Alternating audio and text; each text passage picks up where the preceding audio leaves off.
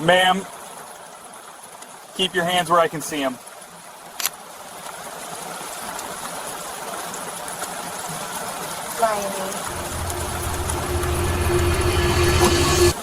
Ma'am, keep your hands where I can see them.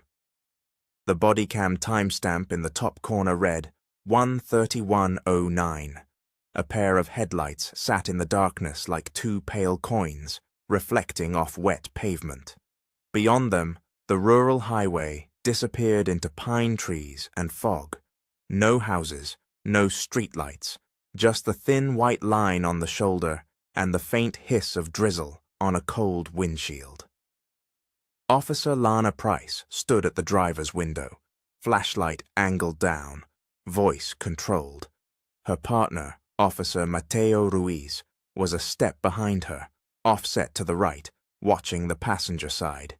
Inside the stopped sedan, the driver didn't look drunk. She didn't look frantic. She looked absent. Both hands were on the steering wheel, but her fingers weren't gripping it. They rested there lightly, like someone posing for a photo. Her eyes were open, fixed forward, unblinking. Lana tried again. "Can you hear me?" The driver's lips moved. At first, Lana thought she was or whispering. Then a voice came out, not loud, not slurred, not even angry, just wrong.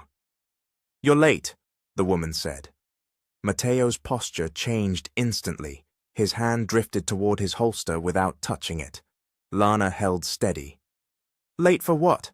she asked. The driver turned her head slowly, as if the movement cost her something. Her pupils were wide, swallowing nearly all the color. And then she smiled. A small, familiar smile. The kind of smile Lana had seen in old photographs on a bedroom dresser. The kind of smile she hadn't seen in 10 years. The driver spoke again, in a voice Lana recognized so deeply it felt like a punch to the chest. "Lainey," the woman said. Lana's stomach dropped. That nickname was buried. That nickname belonged to her mother, who was dead. Mateo's voice snapped tight. "Lana, step back." Lana didn't move. She couldn't, because the driver was still smiling, looking at Lana like she'd been waiting in the dark for exactly this moment. The high-stakes consequence arrived in the same instant. If Lana reacted wrong, if she froze too long, if she escalated too fast, this stop would turn into a viral clip, an internal affairs investigation, a lawsuit, and a permanent stain on both officers' records. And if the driver was having a medical crisis, the wrong move could turn it into a death. But if the driver wasn't in crisis, if she was bait, then the wrong move could turn it into an ambush. Either way, the body cam was recording. Every breath, every word, every second. The woman inside the sedan tilted her head. "You don't like this road," she said softly. Lana's throat tightened. That was true, and she'd never told anyone why. 2 hours earlier, at 11:22 p.m., the night had been routine. The town of Wexler Falls sat on the edge of a wide river and a narrower economy. One hospital, one high school, one courthouse that closed before sunset. The police department was small enough that everyone knew everyone, and big enough that secrets still found places to hide. Lana Price had been on nights for a month, covering a staffing gap. She was 32, meticulous, the kind of officer who rechecked her own reports because she didn't trust good enough. Mateo Ruiz was 34, former EMT before he joined the department, calm under pressure in a way that made other people calmer too. If Lana was precision, Mateo was stability.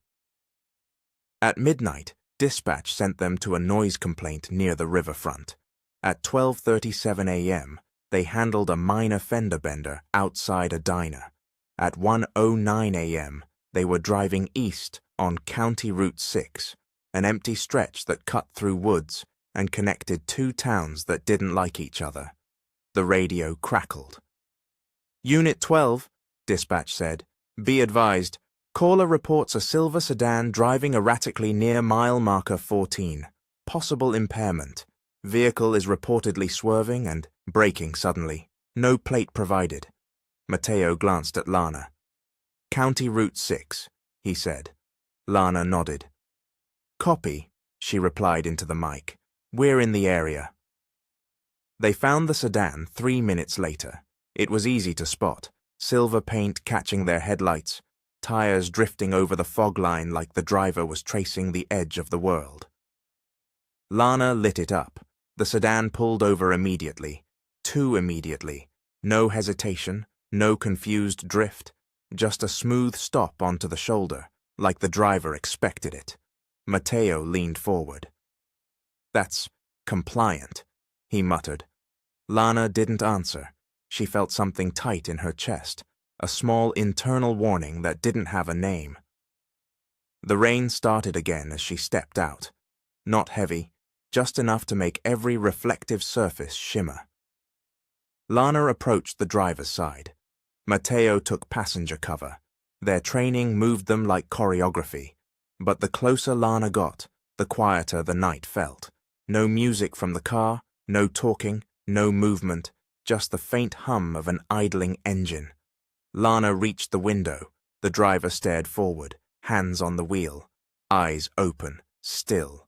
Lana introduced herself. No response. She asked if the driver was okay. No response. She asked for license and registration. The driver's lips moved. Then came the first sentence. You're late. And then, like the world shifted half an inch, the driver used Lana's buried nickname. Lainey! Matteo heard it too. He stepped closer. Ma'am, he said firmly. Look at me. What is your name? The driver didn't look at him. She looked only at Lana. You grew up, she said. Lana's voice barely came out. What's your name? The driver blinked once. Tara, she said. A normal name, a normal answer, but the way she said it felt like she was choosing it. Lana inhaled, forcing herself back into procedure. Tara what? She asked. The driver's mouth twitched. Holloway, she said. Matteo leaned in to see her hands. Keep them on the wheel, he said. The driver didn't resist, but her smile stayed, and her eyes stayed on Lana, as if Matteo was just background noise. Lana's throat tightened. How do you know that name? She asked. The driver's expression changed. Something flickered in it, not confusion, not fear, recognition. You brought it with you, she said. Matteo's jaw tightened. What did you take tonight? He asked. The driver's smile widened. Then her voice dropped, lower than before. I took the thing you don't say out loud, she whispered. The radio on Lana's shoulder hissed with static, a sound like breathing through a speaker. Matteo stiffened. Dispatch, he said into his mic. Unit 12. We have a driver non-responsive, possible medical or intoxication. Start EMS to mile marker 14. Static, then dispatch, faint and clipped. Copy, Unit 12, EMS en route. Lana heard it, but her attention was pinned to the driver, because Tara Holloway, if that was her, was staring at Lana with a kind of calm that felt practiced. You don't like this road, Tara said again. Lana's hands went cold. Matteo looked at her. You told her that, he whispered. Lana shook her head. No, she said. Tara's gaze didn't move. River on the left, she murmured. Trees on the right, no lights. You think if you stop here long enough, something will step out. Matteo's voice was sharp. Okay, he said. We're done talking. He moved to open the passenger door. Lana's instincts screamed, Matteo! But it was too late. Matteo pulled the handle. The door didn't open. Locked. He tried again. The lock clicked, then clicked back, on its own. Matteo stepped back. Lana, he said, her locks are cycling. The driver didn't look at him. She spoke softly, almost affectionate. Don't touch my doors, she said. Matteo's eyes flashed. What is this? He demanded. Tara finally turned her head toward him, and for the first time, her smile dropped. Her face went blank. Then her mouth opened, and she spoke in a voice that wasn't hers, a voice deeper, rougher, a voice that seemed to come from below the ribs. "I don't like paramedics," it said. Mateo froze. Lana felt her skin prickle. The voice continued. "They always try to wake people up." Lana forced herself to breathe. Her training didn't include possession, but it did include altered mental state. It included excited delirium, psychosis, drug-induced behavior, seizure activity, dissociation. Words that could keep you anchored. She tried to use them. "Tara," Lana said firmly, "I need you to listen to me. We're going to get you help." Tara's eyes widened, then her expression softened. Too fast. "Help," she repeated. "That's what you said to her." Lana's throat tightened. "Who?" she asked. Tara leaned forward an inch. "The woman in the bathtub," she whispered. Lana's breath stopped. Mateo's gaze snapped to her. "What did she just say?" he asked. Lana couldn't answer, because the woman in the bathtub was a call from Lana's first year, a suicide attempt, a narrow bathroom, a young woman bleeding in warm water. Lana's voice, shaking, telling her she could still come back. Only 2 other people had been there, the woman and Lana. Mateo's face went tight. "Okay," he said. "This is either the sickest coincidence of my life, or someone is messing with us." The radio hissed again, static, then a faint voice, too faint, not dispatch, a whisper buried inside the interference. "Lainey!" Lana flinched. Mateo heard it. He looked at her. "You heard that, right?" he said. Lana nodded, heart hammering. The driver's shoulders rose and fell once, like a sigh. Then her hands left the wheel, slowly, not reaching, not lunging, just lifting, palms up, as if she was surrendering to something. Lana's voice sharpened. "Hands back on the wheel," she ordered. Tara's hands hovered. Then her fingers curled, not into fists, into a shape that looked like she was holding something invisible. Mateo stepped back. "Lana," he said quietly, "we need to create distance." Lana nodded. She took 2 steps back from the window. "Dispatch," she said into her mic, fighting to sound normal. "We have a possible medical emergency with unusual behavior. Upgrade EMS priority. Request supervisor to our location." Static, then dispatch. "Copy, supervisor en route. EMS 2 minutes. Tara's head tilted.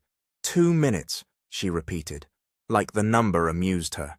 Then she smiled again, and in Lana's mother's voice, she said, "You always hated waiting." Lana's vision narrowed. That voice wasn't in the air, it was in her bones. Mateo moved closer to Lana. "Hey," he whispered, "look at me." Lana blinked. Mateo's face was calm. "Listen," he said, "we treat this like a medical. We keep her contained. We don't escalate unless we have to." Lana swallowed. "Okay," she managed. Tara watched them, smiling like she understood the plan. Then she did something that made both officers stiffen. She turned her head toward the rear of the car and spoke to the empty back seat. "Not yet," she said. Mateo's eyes widened.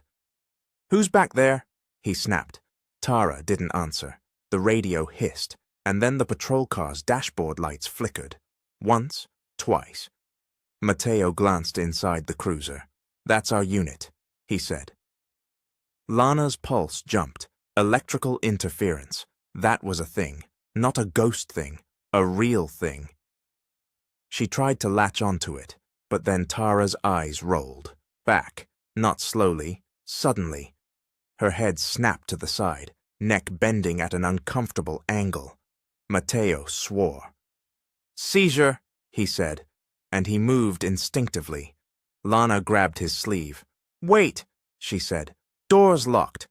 Mateo yanked his hand free. He stepped to the rear passenger window and shone his light. The back seat was empty. No one, no shadow, No movement. Then Tara's eyes snapped forward, and she laughed. A short, dry laugh. Not hysterical, measured. She turned her head toward the dash, and her mouth moved like she was tasting words. 131, she murmured. It's always 131. Lana's stomach tightened. Mateo's voice was low. What does that mean? Tara looked at him, and for the first time, there was something like pain in her eyes. Then it vanished, her jaw slackened, and the deep voice returned. It means, it said, you're right on time. When the first siren approached, the night seemed to tense. Red and white flashes bounced through the trees. An ambulance crested the slight hill and slowed behind the patrol cruiser. 2 paramedics stepped out, rain jackets on, faces serious. Mateo raised a hand. Hold, he said. She's locked in, altered mental state, possible seizure. One paramedic, a woman with a tight ponytail, nodded. We can assess through the window, she said. She approached cautiously. Tara's head was bowed now, hair falling forward. The paramedic knocked lightly on the glass. Ma'am, she said, can you hear me? Tara lifted her head. Her eyes were normal for a split second, fearful, human. She opened her mouth, and in a small, broken voice, she said, Help me. The paramedic leaned closer. Okay, she said gently. We're here. What's your name? Tara's lips trembled. Then her expression changed like a switch flipped. Her face smoothed. Her eyes widened. And in the deep voice, she said, Back away. The paramedic froze. Mateo stepped forward. Ma'am, he said firmly, we need you to unlock the door. Tara smiled. No, she said. The paramedic took a half step back. Do you have naloxone? She whispered to her partner. The partner nodded. Mateo heard it. Not opioids, he said quickly. This isn't that. Tara's head tilted. You can't fix this with a spray, she said, amused. The second paramedic looked at Lana. Officer, he said, we can break the window if we have to. Lana's mouth went dry. Breaking the window meant escalation, glass, cuts, a potential fight, a Bodycam clip that would live forever. And it also meant access, a chance to help Tara if she was trapped in her own body. Lana forced her voice steady. Stand by, she said. We're waiting for a supervisor. Tara's smile widened. Supervisor, she repeated. You like witnesses. Mateo's eyes narrowed. Lana, he whispered, we might not have time. As if the night agreed, Tara's shoulders started to shake, not like sobbing, like trembling from inside. Her head lifted, and a sound came out of her throat. A low, vibrating hum. It wasn't a scream, it wasn't a cough, it was a tone. The paramedic flinched. Mateo's eyes widened. What the hell? Then the hum rose, and the patrol cruiser's radio burst into static. Not a little crackle, a full white roar. The ambulance lights flickered. The hum rose again, and the windshield on the sedan fogged instantly, as if heat poured from within. Lana's skin prickled. The paramedics backed away. Mateo drew his weapon, not aimed, not pointed, just ready. Lana's voice snapped. Tara, stop! Tara's mouth opened, and the hum stopped. Silence slammed down. Then Tara spoke, in Lana's mother's voice, again. Lainey, she said, don't make me do this. Lana's vision blurred at the edges. She felt her own breath turn shallow. Mateo moved closer, voice urgent. Lana, he said, you with me? Lana blinked. She forced her gaze to his. Yes, she whispered. Mateo nodded. Okay, he said. Then we do the simplest thing. Lana swallowed. What? Mateo's eyes were hard. We end the stop, he said. We remove the threat.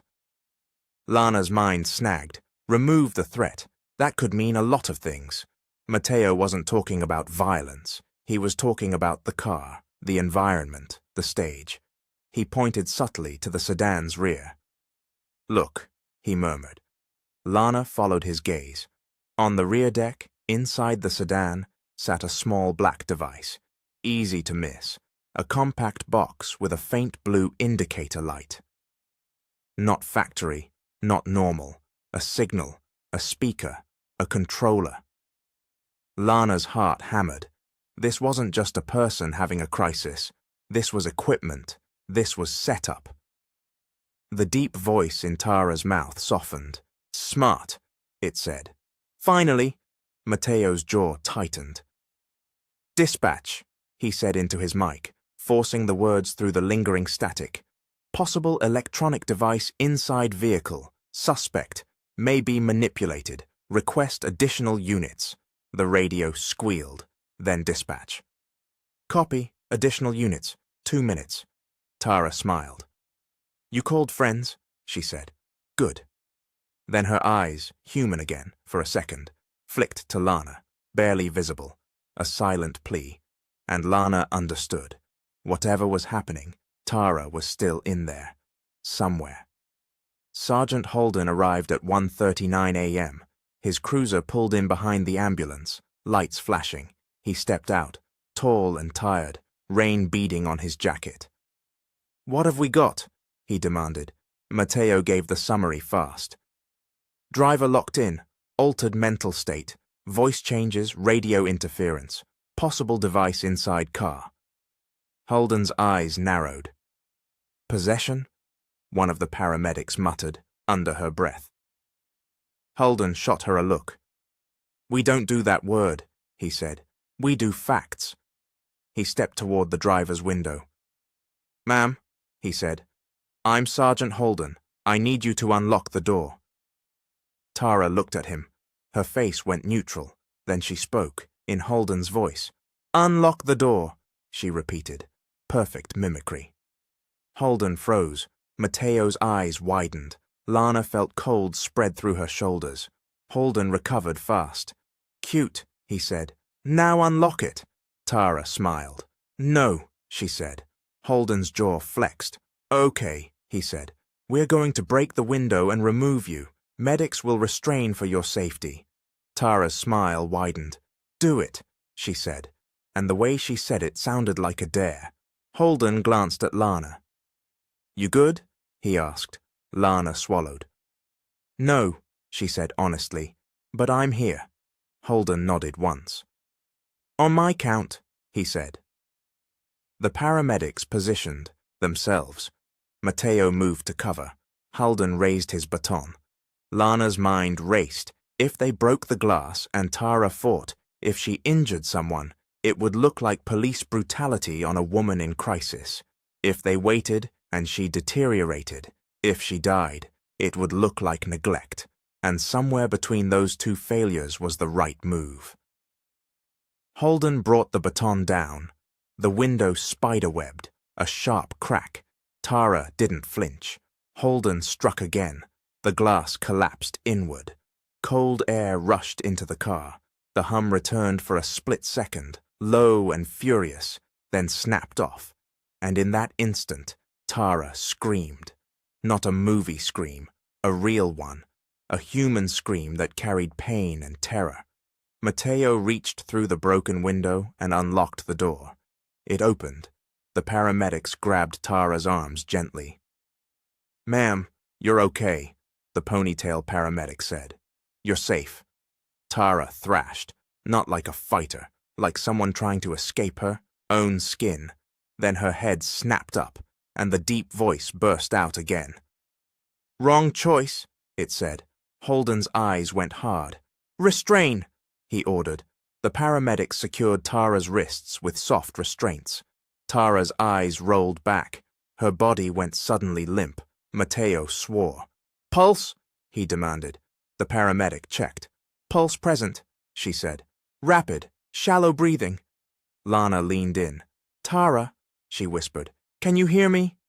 Tara's lips moved. A whisper, not deep, not mimicking. Her real voice. "They put it in the trunk," she whispered. Lana's stomach clenched. What? Lana asked. Tara's eyes fluttered. The box, she breathed. They said it would help me stop shaking. Mateo's eyes snapped to Holden. We need the trunk, he said. Holden nodded. Do it, he ordered. Mateo moved to the rear of the sedan. The trunk release button was on the dash. He tried it. Nothing. Locked. He tried. The key fob, Tara's keys were still in the ignition. Nothing. Then he noticed something. The trunk seams, fresh tool marks, like it had been opened and closed with force. Mateo looked at Lana. This isn't her car, he said. Lana's chest tightened. What? Mateo pointed. The VIN plate on the dash, he said. It's scratched. Holden moved closer. He shone his light. The VIN was obscured, deliberately. Holden's face hardened. Okay, he said quietly. This is bigger. He turned to dispatch. Run whatever you can off this vehicle, he said into his radio, and get me county investigators, now. The radio crackled, then dispatch. Copy. Tara's head lolled, her eyes fluttered open, and for a moment it was just a woman on the shoulder of a road, shaking, bleeding slightly from broken glass. She looked at Lana. I didn't want to, she whispered. I didn't. Her words caught, and then her face changed. The deep voice returned, hoarse, strained. They're watching, it said. Lana felt the hairs on her arms rise. Who? She asked. Tara's eyes flicked toward the tree line. Then the patrol lights reflected off something. Far back, between trunks, a glint, a lens, a phone camera, someone filming. Mateo's voice snapped. Contact in the woods, he shouted. Holden pivoted. Units, light it up, he ordered. Flashlights swept, beams cut through rain, but whatever was there, whoever was there, was already moving. The trees swallowed it. The real-time horror wasn't a demon, it was a plan, and the plan was unfolding on camera. County investigators arrived just after 2:05 a.m. Detective Shara Yates stepped out of an unmarked SUV, hood up, eyes sharp. She listened to Holden's summary without blinking. Show me the device, she said. Mateo pointed to the small box visible through the rear window. Yates leaned in. Her expression tightened. That's not medical, she said. What is it? Lana asked. Yates didn't answer immediately. She looked at Tara, now on a gurney, paramedics preparing to transport. Then she looked back at the car. It's an audio driver, she said. A high-output transducer. They use these to push frequencies you don't notice until your body reacts. Holden frowned. You're saying sound did this? Yates nodded. Sound and stress, she said. And probably something in her system, something that made her suggestible. Mateo's face tightened. Mimicking voices? He asked. Yates's eyes hardened. Voice synthesis is not a fantasy anymore, she said. If someone had enough audio, they could make a voice say anything. Lana's stomach turned. My mother's voice, she whispered. Yates held her gaze. Someone got it from somewhere, she said. Voicemail, old videos, social media. It doesn't take much. Lana felt anger rise under the fear. So it wasn't a spirit, it was a person who took the most intimate sound in her life and weaponized it. Yates turned to the sedan. We need that trunk open, she said. Holden nodded. Wrecker, he ordered. Tow it as evidence. Yates shook her head. Not yet, she said. If it's rigged, moving it could trigger something. Mateo stared. Trigger what? Yates didn't sugarcoat. A fire, she said.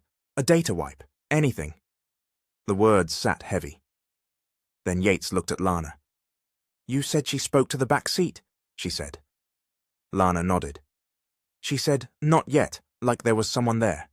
Lana replied. Yates' mouth tightened. Because there was, she said. Not inside the car. Nearby. Someone coordinating.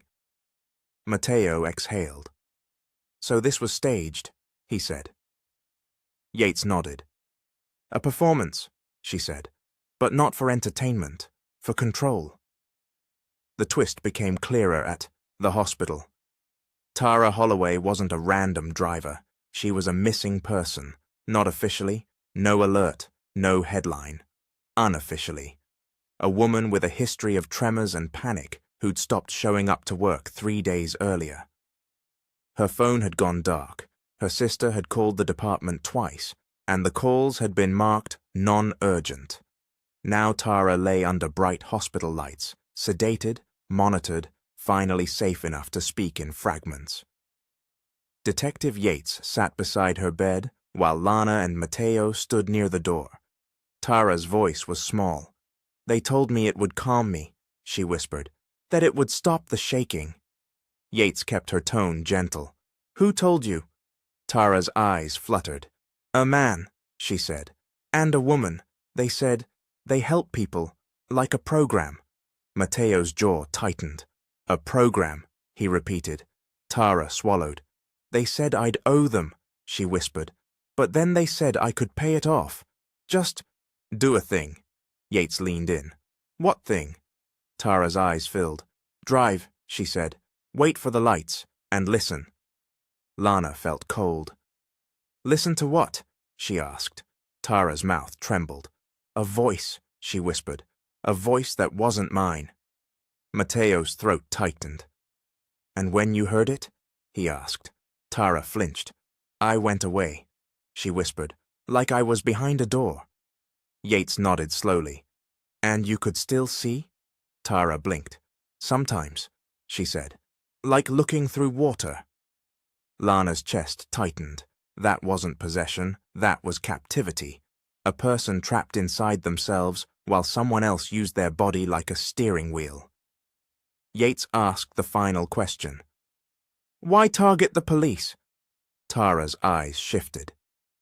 They said, she whispered, you'd be the best witnesses, that you'd record it, that it would make you do what they wanted. Lana's throat went dry. What's joy? They want? Tara swallowed. They wanted you scared, she said. They wanted you to think it was something else, so you wouldn't look for them. Mateo's eyes narrowed. So we'd chase ghosts, he murmured, while they walked away. Yates's expression hardened. Exactly, she said. Back on County Route 6, crime scene techs opened the sedan's trunk under controlled conditions.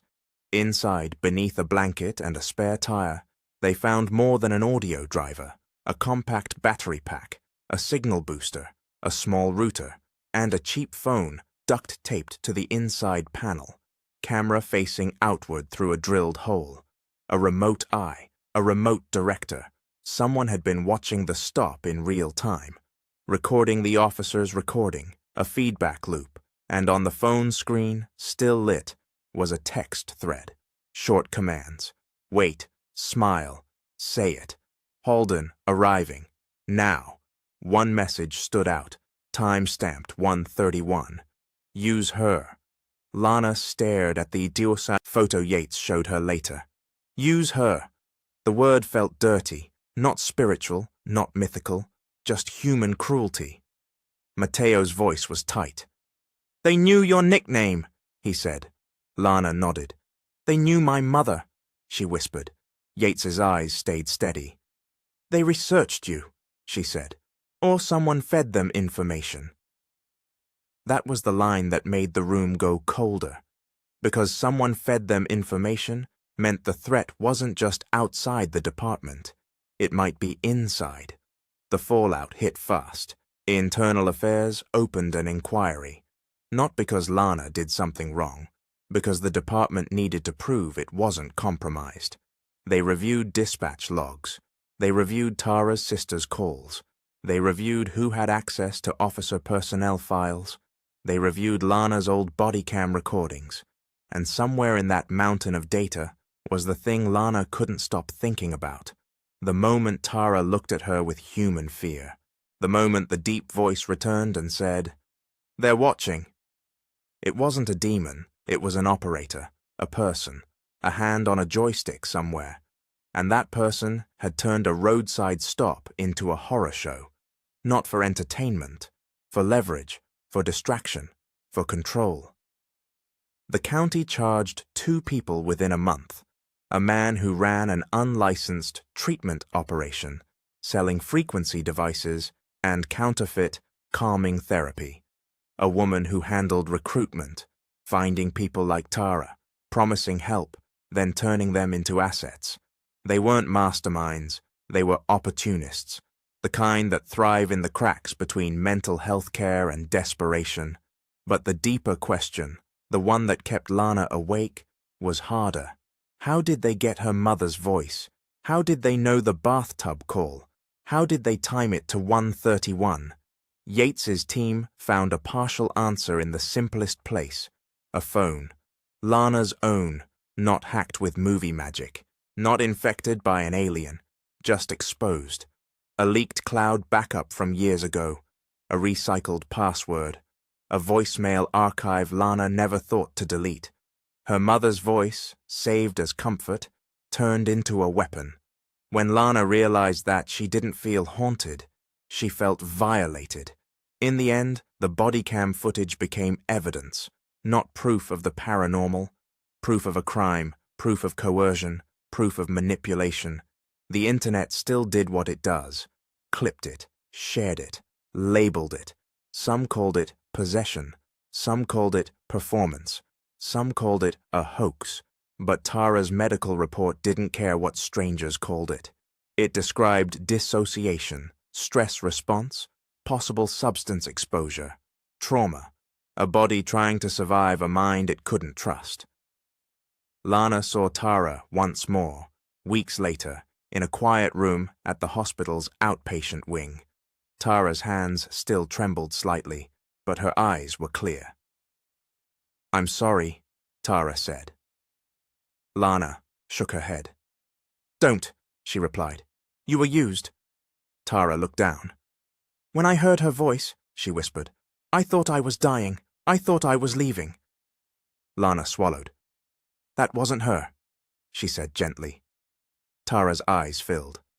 "I know," she whispered, "but it felt like her." Lana nodded. "That's why it worked," she said. Tara looked up. "You're going to be okay?" she asked. Lana hesitated, then she answered honestly. "I don't know," she said, "but I'm going to stop pretending this can't happen." Because that was the lesson. Not that demons are real, not that the world is cursed, but that fear can be engineered, that intimacy can be stolen and replayed, that a voice you trust can be turned into a trigger, and that the most terrifying thing about that traffic stop at 1:31 a.m. wasn't the idea of possession, it was the reality of control, how close it can get to you, how quietly it can slip into your life, and how it can wear your deepest memories like a mask.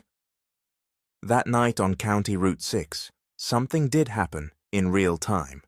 A woman's body became a stage, a police stop became a trap, and an officer heard her mother's voice come out of a stranger's mouth.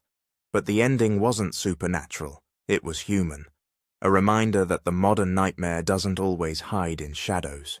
Sometimes it hides in data, in devices, in people who understand exactly how to pull the right string. And once you've seen that on Bodycam, you stop asking whether the road is haunted. You start asking who's holding the remote.